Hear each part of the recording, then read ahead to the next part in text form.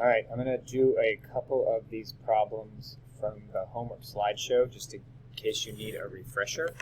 I'm going to pick a couple that may have been a little bit tougher. So I'm going to look at letter D here because it has a single number in it, and there's a couple ways to deal with that. And I'm going to look at E, and at the same time I'm going to talk about, well, I may look at F as well. There's a couple ways to solve this first one. One would be if I wanted to take log 20 of x, and I want to turn this 1, get it to not be an integer but be a log, then that I could turn that 1 into log base 20 of 20, because that is actually, its value is equal to 1, so I'm doing a direct substitution for something equal to 1, and then if I put this in here, I can now use my properties, which is to say that this side is adding two logs of the same base, so that one I can rewrite as a single log, and I can write that as a product of these two numbers. And so inside of there, if I were to do 20 times 10, I'd have 200, I believe. And now I can, if I have a log on both sides and they're both base 20, then this is kind of like all those exponent ones we did. Once the bases of my logs are the same, then the thing in the log have to be equal. So in this case, x just has to equal 200. The other way to approach it, for me, just to kind of show you what you would do if you have a number over here that maybe this is like 5 or 7, you might not know what to do with it. So instead, I'm going to bring this log to join the other log. So I'd have log 20 x minus log 2010, and that equals 1. And I'm going to leave it as a 1, and I'm going to use my properties of logs on this side, and I'm subtracting, so I can rewrite that as log 20 of x over 10. Because if I'm subtracting, I can take these two inputs and put it as division. That equals 1. And now this is another helpful log solving technique. If this wasn't a friendly number over here, I can undo a log by unwinding it with the circle rule. So the 20 is the base of the log. It can also be the base of my exponential function. I come over here, this becomes the exponent, and that equals whatever is trapped in your logarithm, which is x over 10. And then to solve for x, I multiply regular algebra times 10, and the 10's cancel, and I have x equals 10 times 20, which is still 200. So that's kind of how to do D. And some of those same ideas I'll do in looking at letter E and F. So I'm going to erase this because you can go back and rewind and play it again so you don't need to see it anymore. Plus, this is also a relaxation technique, watching me erase all of these things from the screen. So if you need just something relaxing, there you go, you just got it. All right, perfect. Moving on, I'm going to look at letter E. And so, excuse me, this again, they're all logs. They're all base 10. That's a common log. So I'm going to put these two together into a single log. So I'm going to use that condensing property of logarithms. So inside of here, I can have x times x plus 1. And that has to equal whatever's on the right. And I can this is a fast solving one. Now I have a single log on both sides, which again means, and they're both base 10, so it means that this stuff on the inside has to equal the stuff on the inside of the other side. So x times x plus 1 has to equal 30 if these two logs are truly equal to each other. So x times x plus 1 is actually x squared plus x. That equals 30. So my inputs have to be equal since there's nothing else going on the two sides of the equation. Now I actually have to solve this using a little algebra. I subtract 30 because it's a quadratic. I set it to 0, and I factor my quadratic. So if you end up with an x squared, you've got to go back to your quadratic rules to figure out how to finish solving it. What multiplies to negative 30 that adds to 1 would be a plus 6 and a minus 5. And so my solutions are actually negative 6 and 5. But then I have to look back.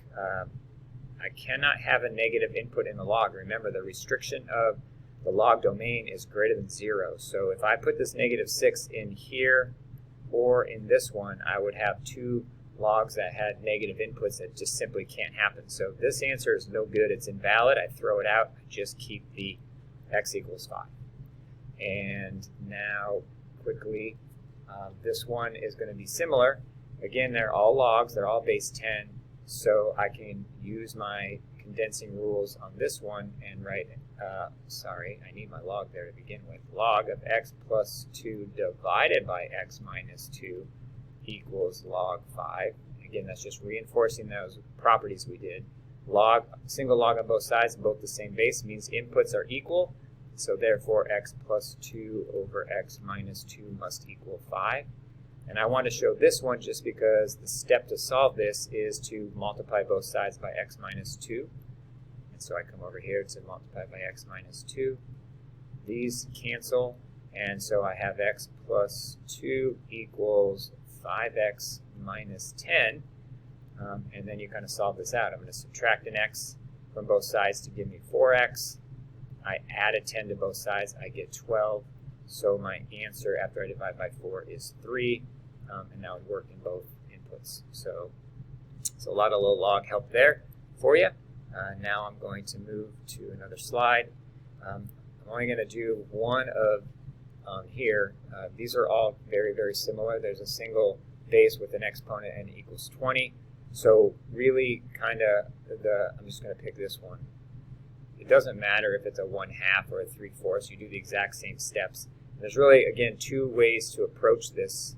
I'm going to show you kind of the long way, and then I'm going to show you a shorter way to think of these, in particular because there's nothing else going on. There's no extra operations or anything going on. So the official approach, if you want to look at it, if you want to undo an exponent that's a variable, you have to do the inverse operation, which is a log. So I can take the log of both sides of this equation.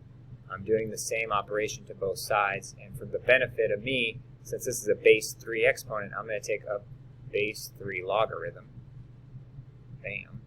This side, I can now apply the properties of the logarithm, which drops that x in front, and I have log 3 of 3 here and over here. Oh, the lights are going out on me. I have log base 3 of 20. Log 3 of 3 is also one of our properties. That just equals 1. So I just have x, and this is my answer. And if I don't have a calculator, that's what I leave for my answer. If I do have a calculator, I go to it, and I clear my screen. And if I hit math and go to NUM for number, I think maybe somewhere on there. All right, it's not under number, it's just under math. Way down at the bottom is this log base. So if my calculator works for this, I can literally type in what I want, which is log, I have to look at it now, log base 3 of 20. So I put a 3 in there, and I pop over and I put a 20 in there, and I hit enter, and I get my answer, which you can't see. There it is. And if I don't have that fancy piece, then I have to do change of base formula, which is either using this log or the natural log button. And I do log 20 on top, and I divide that by log of 3, which is the base, and that is now converting this to a log base 10 logarithm, and I hit enter, and my answer should be the same, and it is, thankfully, yay. All right, next up, one of these, and these are very similar. They're just an extra step going on, and again, it doesn't matter if there's decimals or positives or negatives. You approach them all the same way, so I'm just going to look at this one right here. Very similar things are going on. So I have 200 times 2 to the 0.25t equals 600. And you'll see very quickly that this is going to look just like, very similar very quickly to what we just did. My first step, again, I'm trying to solve for my variable, which is t. So I need to get rid of everything that's not part of this, which means I have to get rid of this 200. So I divide both sides by 200 first. It frees up this to be just 2 to the 0.25t, and 600 divided by 200 is 3. And now I have to get to this piece up here. So again, I'm going to take the log of both sides of my equation, or what I actually forgot to show you a minute ago is anything written as an exponential function can be rewritten as a log function using the property that we did on the first day, and that is I can rewrite this as a log. The base exponent is 2, so the base of my log is 2. whatever is the output on my exponential becomes the input on my log because they're inverses of each other.